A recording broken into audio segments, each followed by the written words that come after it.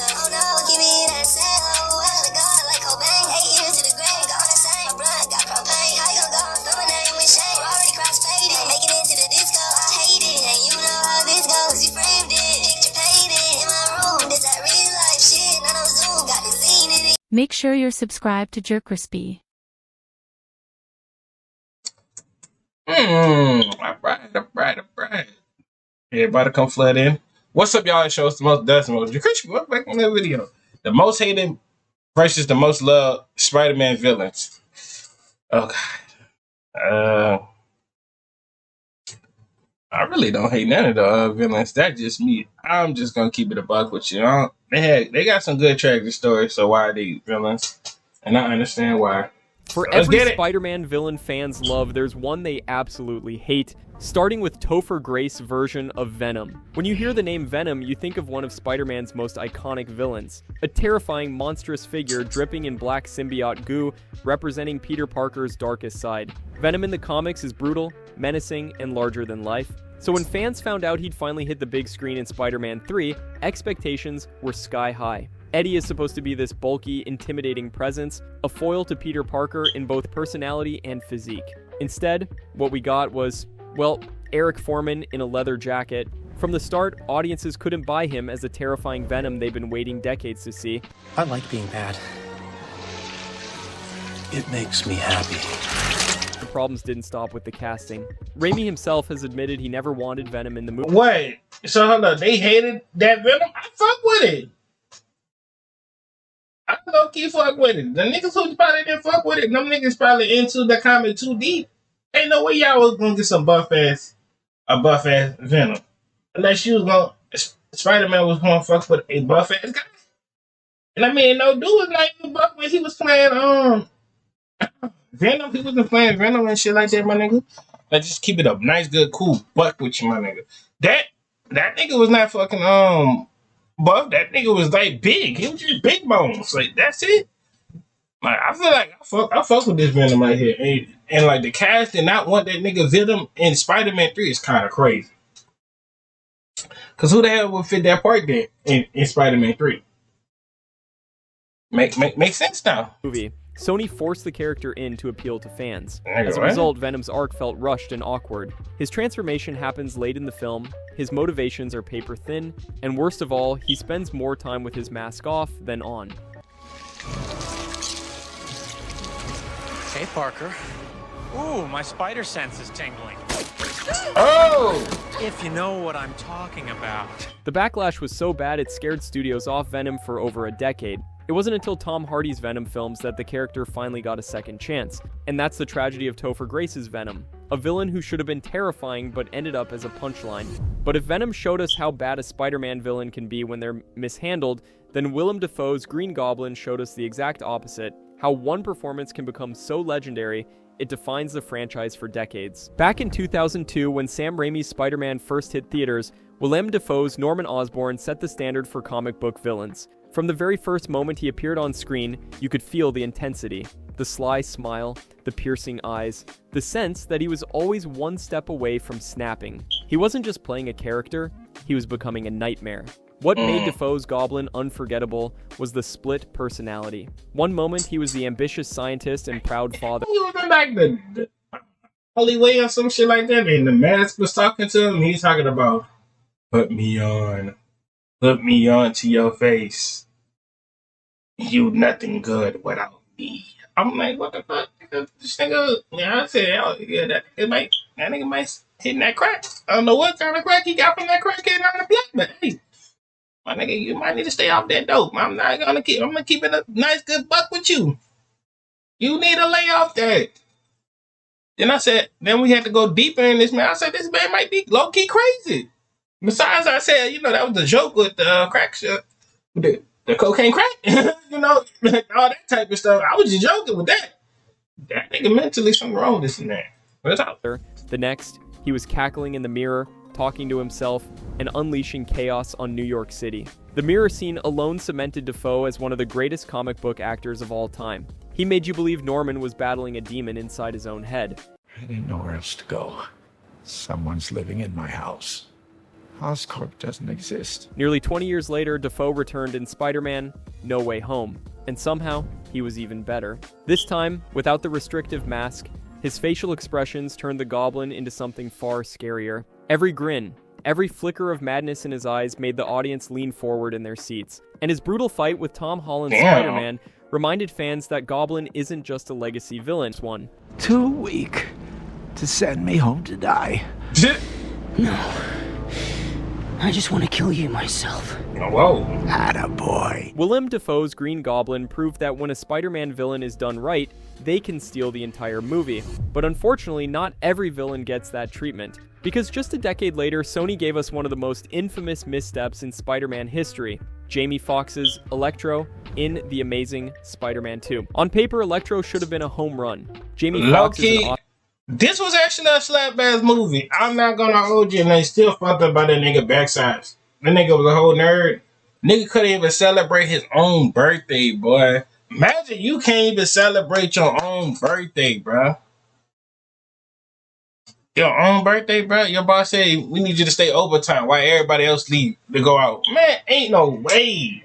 Oscar-winning actor with insane talent, and Electro is a visually striking villain with massive potential. Fans expected a terrifying, complex powerhouse who could push Andrew Garfield's Spider-Man to his limits. Instead, what we got was a cartoonish, awkward character who felt ripped straight out of a bad parody. Before becoming Electro, Max Dillon is portrayed as a socially awkward, obsessive Spider-Man fanboy who gets bullied at work and ignored by everyone around him. You know, Spider-Man saved my life one time. Out of all the people in the whole city, he saved me. He needed me. That must be a good feeling. When Max finally becomes Electro after a freak accident with electric eels, the film could have shifted him into something menacing. Instead, he looked like a glowing blue Smurf. The CGI was off, his design was mocked endlessly online, and his motivation essentially being mad that Spider-Man... So what y'all wanted him to change the suit? So have him let your powers, let him have the yellow star thingy, and just put the yellow freaking green freaking slimmies on? Like, ain't no ways, bro. My face for this shit, man. It's actually fire. Yeah, it's actually fire, bro. Cause ain't no way. What you wanted that nigga? Cause if he did some shit like that, then y'all would be like, man, it don't match with the comic though. Why Jamie Foxx? He just ruined the Spider-Man for me. Like, you too in deep with the comic. That's your problems. That comics is not what everything they want to put on the movie. Yeah, they'll take a little bit something off of that little comic, but they ain't gonna always look at the comics, bro. Like, y'all gotta realize that, man. What's wrong with y'all niggas? His name felt shallow and ridiculous. He never felt like a real threat, just an overstuffed subplot in a movie already drowning in them. The biggest problem with Electro and Tesm 2 is that he represented everything wrong with the film. Style over substance, too many villains, and wasted potential. Jamie Foxx had the talent to make him unforgettable, but the writing, the design, and the cringeworthy dialogue made him one of the most hated Spider-Man villains to ever hit the big screen. To be fair, No Way Home did a lot to redeem Electro. The redesign gave him a much sleeker, comic-accurate look, and Foxx was finally able to play him with confidence and edge. But no matter how much No Way Home improved him, fans will never forget how badly he was mishandled in The Amazing Spider-Man 2. If Jamie Foxx's Electro showed us how even the best actors can get lost in a bad script, then Alfred Molina's Dr. Octopus proved the exact opposite, that with the right story, a villain can not only elevate a movie, but become one of the most beloved in superhero history. When Spider-Man 2 hit theaters in 2004, nobody was prepared for just how good Alfred Molina would be as Otto Octavius. He wasn't just a one-note villain, he was layered, sympathetic, and utterly terrifying when he needed to be. Molina brought gravitas,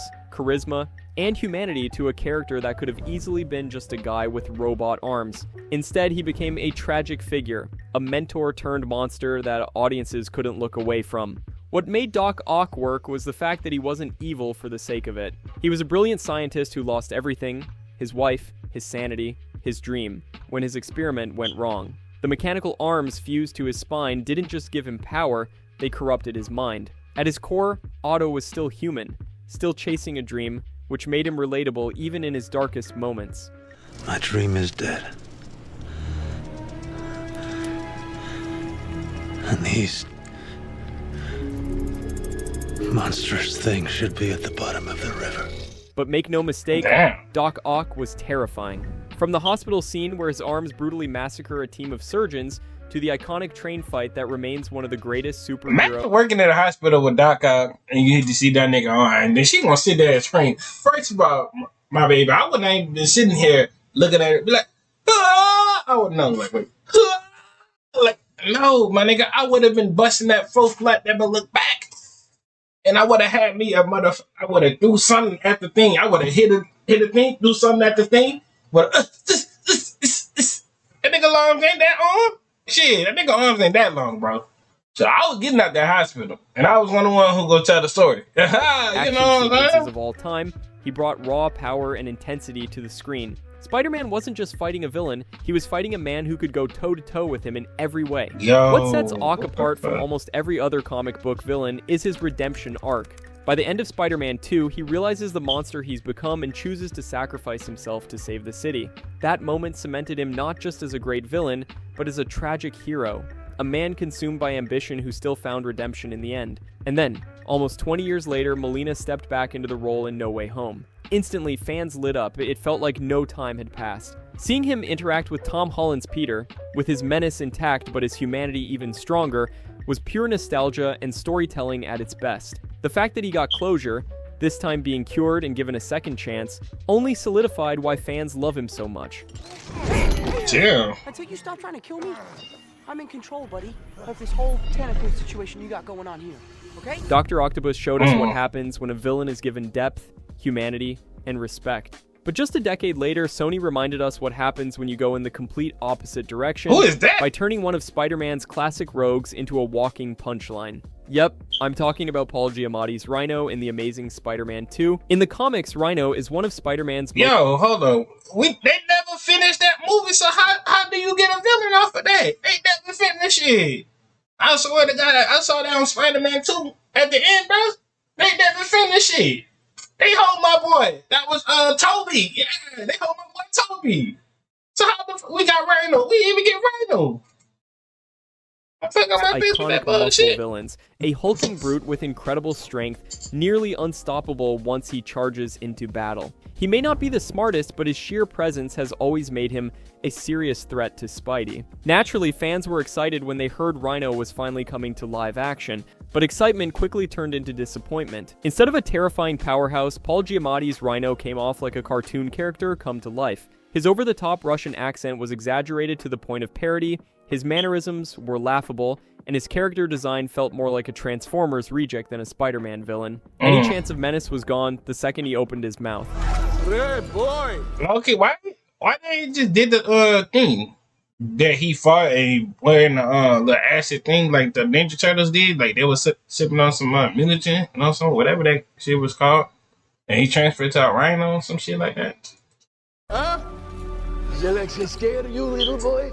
To make matters worse, Rhino barely appears in the movie. He shows up in the opening, disappears, then comes back at the very end in a giant robotic suit that looks more ridiculous than intimidating. Fans were left scratching their heads. Why hype up Rhino in the marketing if you're not actually going to use him? He was supposed to set up the Sinister Six, but instead, he ended up as one of the biggest letdowns in Spider-Man movie history.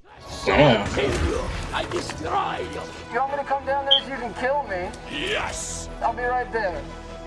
There's no place like home. After the embarrassment of Rhino, fans were nervous about what the MCU would do with Spider-Man's rogues. Would they mess it up again? Would another iconic villain be wasted? Then came Michael Keaton's Vulture in Spider-Man: Homecoming, and suddenly everyone remembered just how great a Spider-Man villain could be when handled with care. In the comics, Adrian Toomes, aka the Vulture, has always been a memorable villain, but let's be honest, he was never considered top tier. A bald old man in a green feather suit didn't exactly scream terrifying. But in Homecoming, Marvel completely reinvented him into a blue-collar, working-class villain with a high-tech winged suit made from alien scrap. The update didn't just make sense, it made him feel real. Casting Michael Keaton was a master stroke.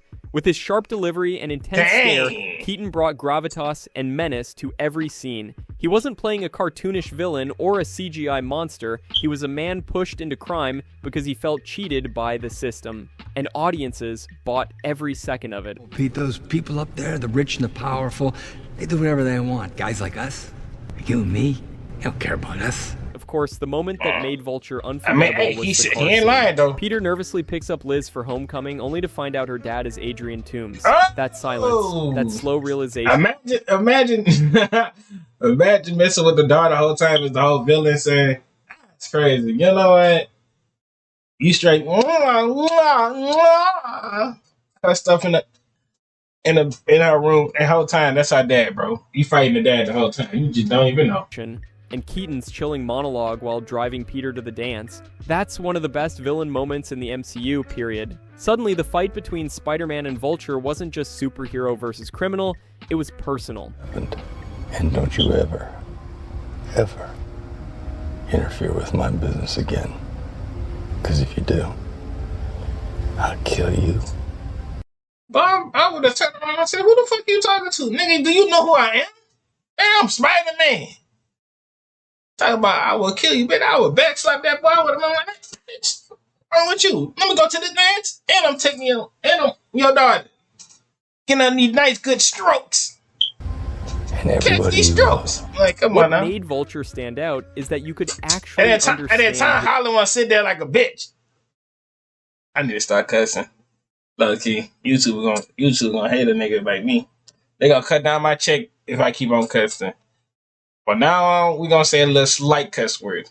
My nigga Tom Holland, he was just sitting there, standing there like a man, just like a sucker. That's the new word for the big bird. He wasn't trying to take over the world or summon a multiverse army. He was just a man trying to provide for his family after being screwed over by Tony Stark's cleanup crew. That relatability gave him depth, making him not just a villain, but a mirror of Peter's own struggle with responsibility.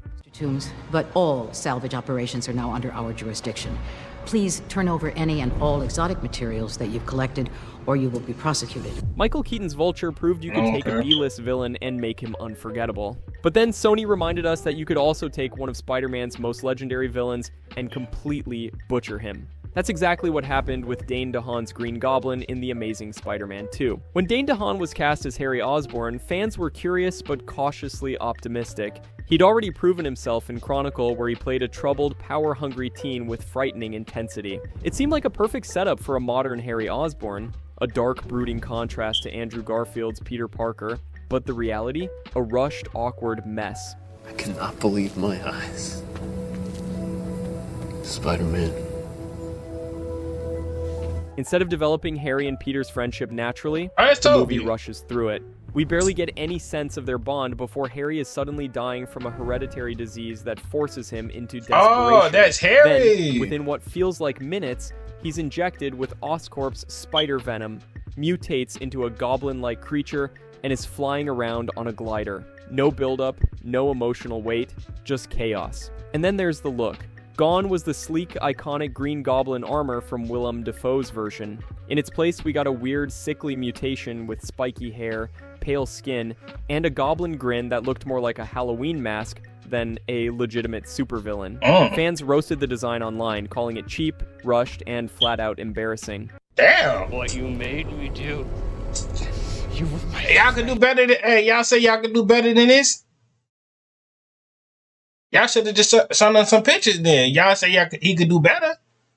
Y'all should have said he should have posted the design out and say, y'all fuck with the design? And they said no.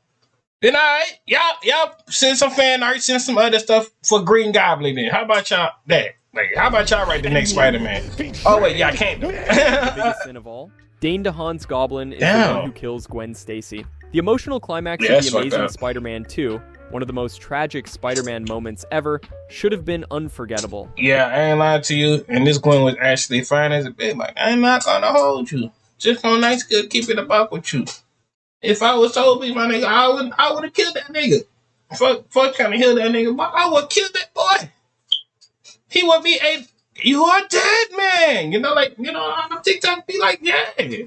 Instead, it felt unearned. Because Harry's transformation happened so quickly and so sloppily, his role in Gwen's death didn't hit the way it should have. What should have been a heartbreaking masterpiece ended up feeling like wasted potential. Dane DeHaan's Green Goblin showed us how badly things can go when a legendary villain is rushed and wasted. But then Marvel reminded us that even a second-tier villain, one most casual fans barely remembered, could become an all-time favorite with the right actor and story. That's exactly what happened with Jake Gyllenhaal's Mysterio in Spider-Man: Far From Home. When Marvel announced Jake Gyllenhaal as Quentin Beck, aka Mysterio, fans were intrigued. Mysterio had always been a cult favorite in the comics, a special effects master who used illusions to fight Spider-Man, but he'd never been seen as a top-tier villain. Casting Gyllenhaal, an A-list actor with both charm and intensity, instantly raised expectations.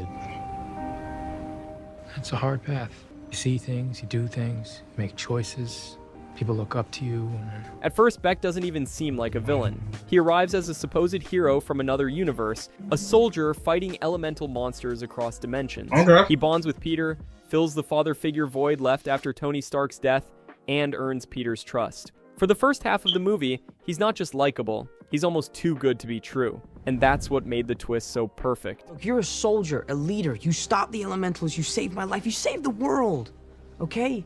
He'd want you to have him. Halfway through the film, the illusion shatters. Literally. Beck isn't a hero. He's a disgruntled ex-Stark employee using advanced drone technology to fake everything. Suddenly, the man who seemed like Peter's ally is revealed to be manipulating him all along. And the reveal isn't just shocking, it redefines the entire story.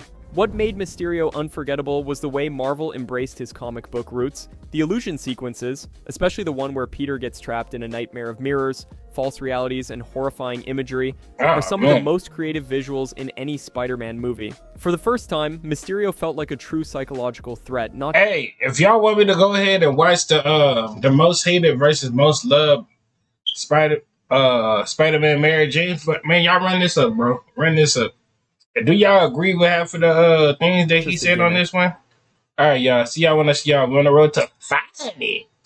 And I'm out.